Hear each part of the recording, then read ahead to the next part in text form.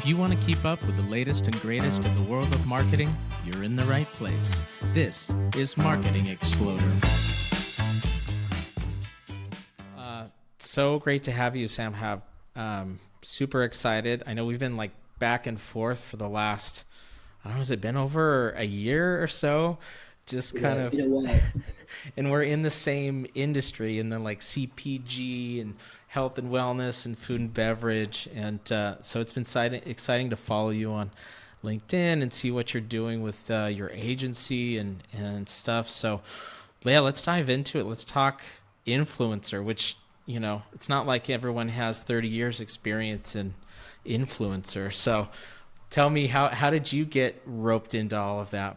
Yeah, I very much just fell into it. I think it was during COVID. I'd started I was very entrepreneurial as a kid, and I'd started some sort of giveaway slash, I don't even know what to call it, some sort of Instagram page where we were trying to get a couple of influencers on board and promote a couple of brands, but without really realizing that that's what influencer marketing was. We landed our first deal. I remember this Turkish guy doing a watch deal, and I very stupidly told the Turkish guy, look, we'll either do 200 quid or the watch, and the brand were giving us 200 quid and the watch, without realizing that like he can't promote it without the watch. So thankfully he took the watch. Right. That was our first 200 quid that we started Augmentum with, and about 3 months later we realized, hey, this is an actual industry, and 3.5 years later, here we are. That's awesome. So you're kind of learning to build the plane, and at the same time, the industry, since the pandemic, I'm sure that just changed a lot of how things are done. So in the last maybe 3 or so years, what has changed, or where do you see the industry moving? Yeah, it's a big buzzword, but especially in the age of AI, authenticity. The number one feedback from brands that we've had is that a lot of influencer marketing nowadays, and what they don't want their brand to be involved with, is very like, hi, I love your product.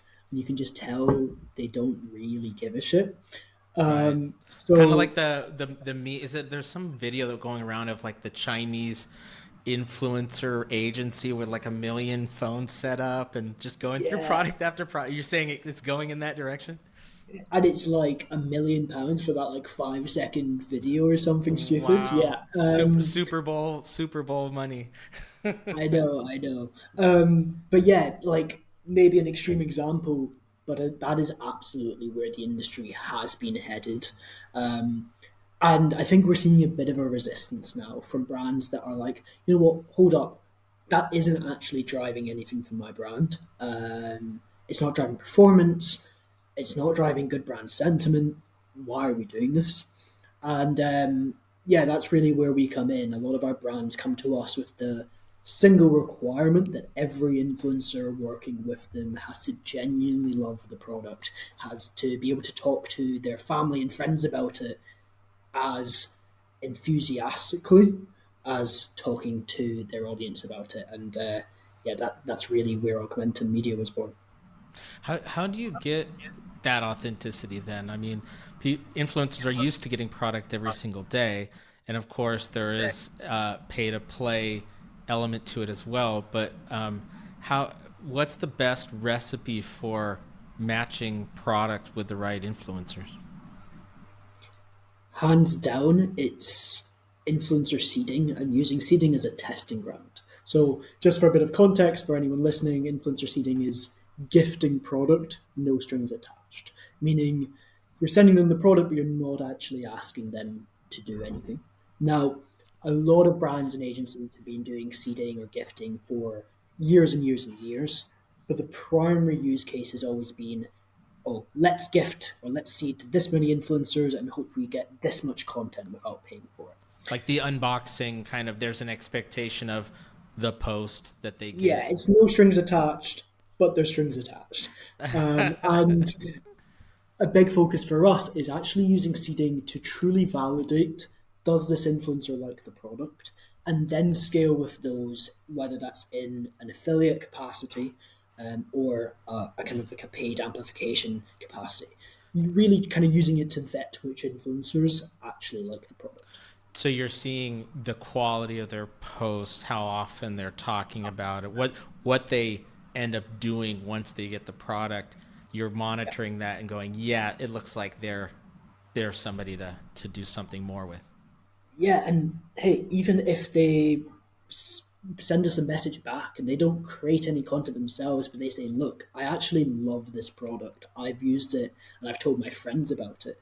That's good sentiment. That means that when we do run a paid promotion with them, we can A, probably negotiate better rates because they already love the brand, but Mm, B, it has better impact because they can truly talk about having liked the product and having used it for months on end.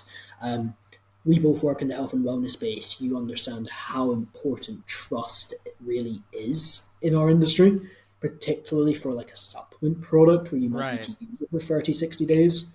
If Anything you're I've been putting in your trusted, body or you're putting in your family's body, you know. yeah, like, hey, if I'm an influencer and I receive a product and then I promote it straight away and our audience sees that I'm promoting this product that I know should take 30 to 60 days to actually have an impact, no one's going to believe that you've actually felt that impact in a couple of days. That's where Right. seeding first comes in. Got it. Got it. So, if another thing that I'm seeing a lot of is, I think there was at first influencer agencies, and now everything's very tech focused. Like, here's an influencer platform, and you can do it in house. And coming from the PR world, I know that I can see the truth between the lines there when it comes to, PR is very hard to do in house. And Mhm. I would imagine influencer is the same way. What are you doing in terms of if a brand has never done influencer before and they know they need to? How are you helping them? Wrap their brain around it and budget for it. And do they pick a platform, or does that is that not needed? Yeah, great questions. Um, Well, one of the main benefits of working with an agency is that we have access to platforms that we pay, if I'm honest, a ridiculous amount of money for. All worth it. We love our partners, but it makes sense for us when you then spread it across 20 different clients. It Sure. sometimes doesn't make sense for a brand that is just starting with their influencer marketing journey to spend 15 to 20K a year on a full stack influencer marketing platform. So we really kind of try and take that cost out of it. My conversation with brands starting off influencer marketing is always to start small. There'll be a lot of agencies out there that are looking to get you to spend six figures right off the bat. Influencer seeding, and I'll talk about seeding a lot because it's truly the base of all of our programs, is the way that you test a channel without really having to spend a ridiculous amount of money.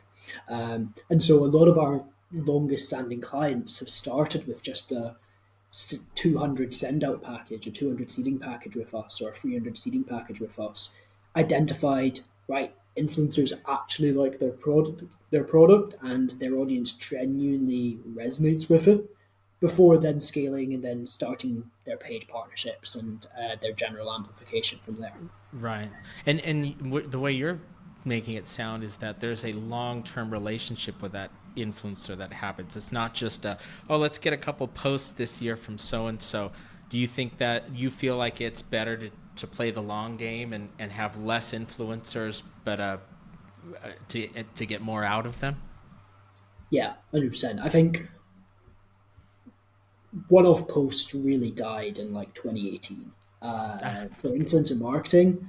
Um, every brand that you talk to now that is running serious spend and profitably through the influencer channel will tell you that it's all about those long-term relationships with partners, not necessarily less partners.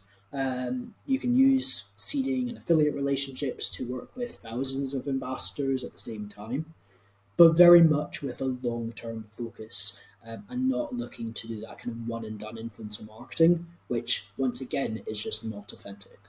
Right.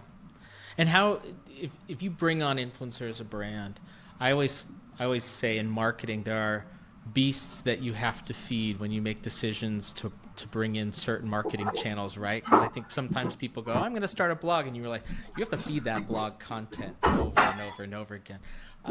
For influencers, who is doing the content? Is there for anybody who's never done influencer marketing before, what is needed from the brand in addition to the product versus what is it that the influencer just runs with, and it's just a matter of following them and making sure that they don't say something wrong? It's it's such a nuanced question because you'll get like such a variety of answers if you talk to influencer marketers about this. But if I'm understanding your question right, it's really about ensuring that the influencer has the freedom to, I guess, make sure that they can create content for their audience while touching on your brand talking points. So it's providing them with a brief, not a script. It's providing them with a one pager, not a 50 pager, but also giving them a bit of direction. Right?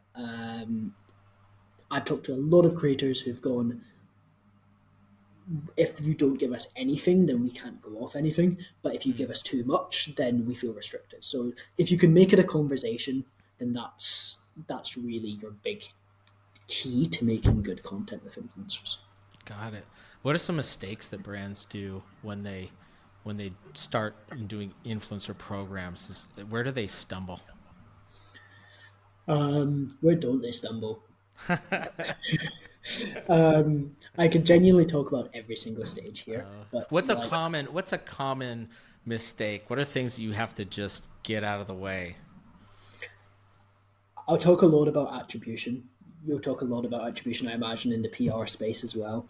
But understanding exactly where influencer fits in the funnel for your brand and understanding exactly what sort of results it's going to drive and what you're going to be able to measure and what you're not going to, I think is just so critical.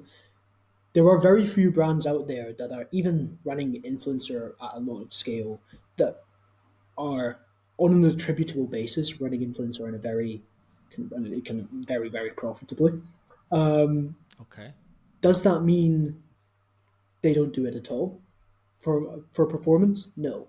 What it means is that they're seeing uplift on Meta, they're seeing uplift on organic, they're seeing uplift when they're using those influencers to build custom landing pages, and really treating influencer as a full funnel slash omni channel experience is the number one mistake that I see brands not doing.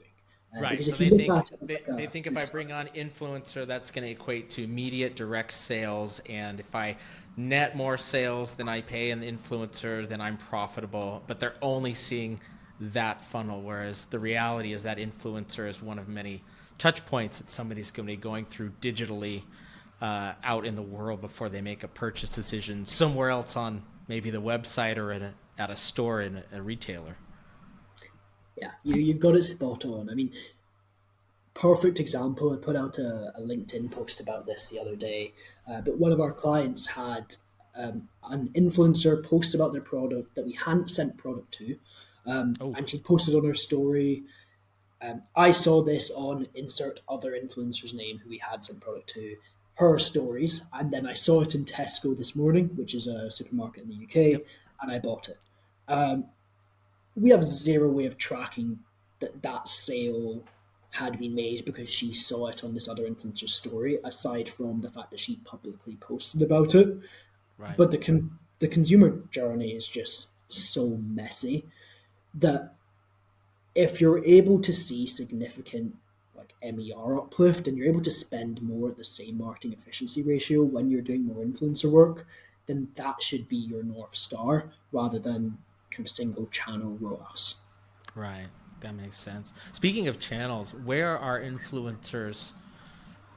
influencing? I mean, a lot of times people, they immediately think of influencer, they think of Instagram, but I know TikTok is, very hot right now, but even things like Reddit communities and other areas, where do you play and where do you see the most, the best focus for, let's say, brands in the health and wellness or food and beverage space? Yeah, there's a real mix. I mean, we do all of our work on Instagram. That's truly where we see best results with health and wellness in particular, in comparison to something like a TikTok. The reason for that is again because health and wellness requires trust.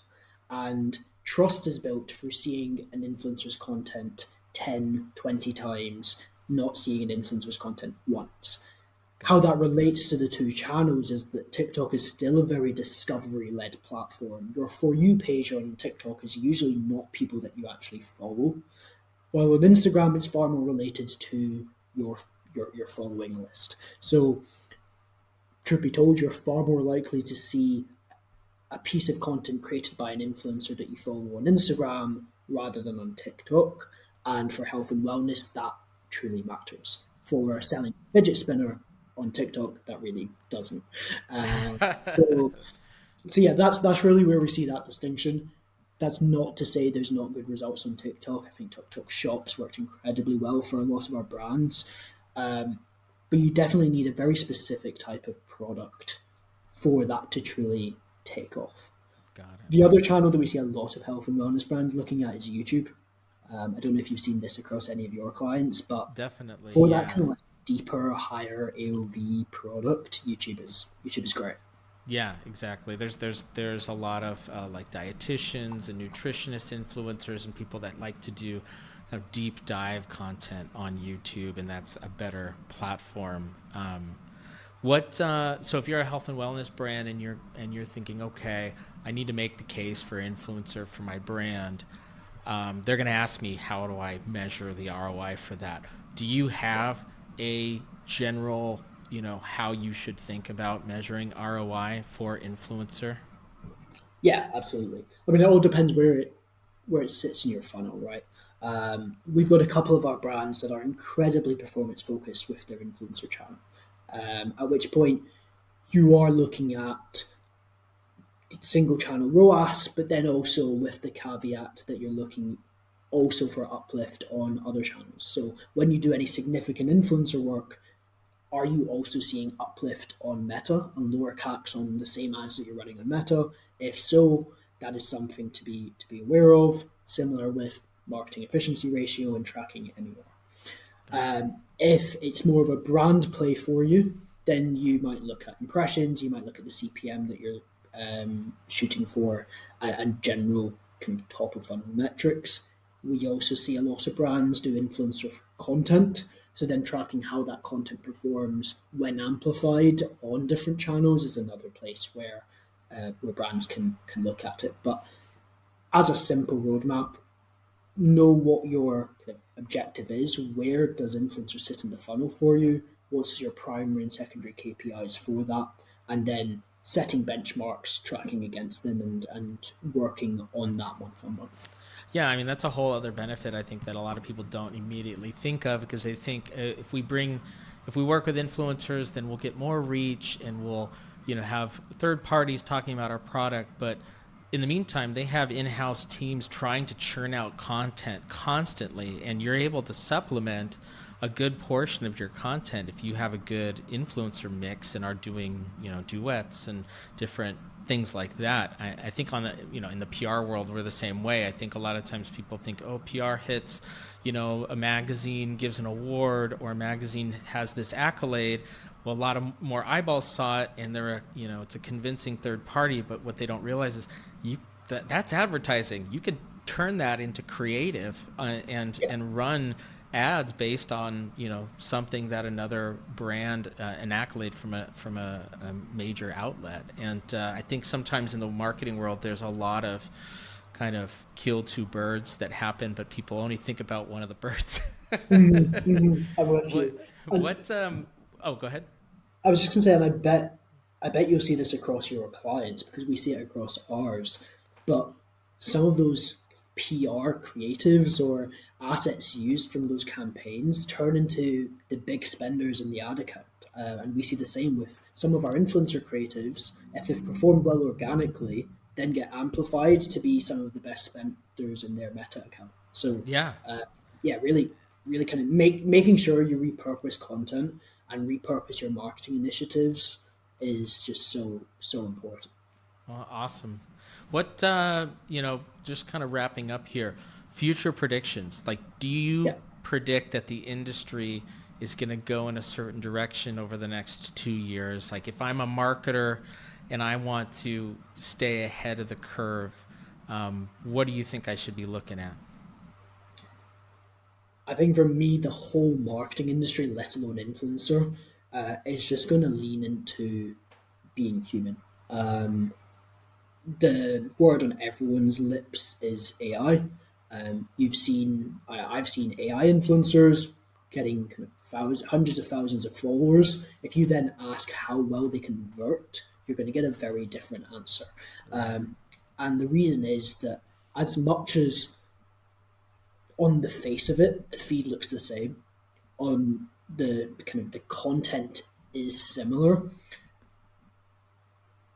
very few very few people can convince someone to buy more than someone who you actually feel like you have a bond to and has told you stories over the years. And so I think that we're just going to lean more and more into real bonds between influencers and their audiences because of the fact that they are being human and are being more relatable. And that's yeah where I see influencer heading, let alone the whole marketing industry. That's a really good point. I have the same prediction on the PR side as well. And Mm. I honestly, it's kind of like in the movie industry, right? I mean, we go to see movies and we have our beloved actors because we watched them movie after movie and we love what they do and we feel emotionally connected to them. If we saw them in the street, we at this point everybody knows what's going on in people's private lives, so it's almost like you've never met them but you already know them. And Yeah. I think in the trust area of marketing, it's going to just lean more and more into that because humans, we can sniff out any of the BS that happens. So no matter how convincing it is, there's nothing like authentic people relationships. So it's good to hear that your prediction in the influencer realm is kind of along those same lines. Anything else Yeah. that you think a marketer should know if they're considering either bringing on influencer for their brand, or if they're considering going into the profession themselves that might help them? If I'm honest, I think that it's just for particularly for people joining the industry because we're seeing a massive influx of that now. Like the talent pool for influencer marketing grows by a ridiculous amount year on year. It's lean, sure, lean on mentors, sure, lean on people with a lot of experience, but be bold and focus on your own ideas as well and be original yourself because influencer is an industry that truly values that. It's really fresh as an industry, and you know what? Like our average team age is 24 or something or 25, and will often win pitches against much larger and older agencies because we have that kind of fresh thinking. So I'd say for anyone joining the industry, don't don't be afraid to put your ideas out because they might often be better than someone who's been in the space for a long time. That's awesome. That's refreshing to hear. Well, thank you so much for being on. I appreciate you diving into Influencer with me, and hopefully we can pick up the conversation soon, and your predictions will be correct. I appreciate you, mate. You're a great host. Cheers. Bye Bye. bye.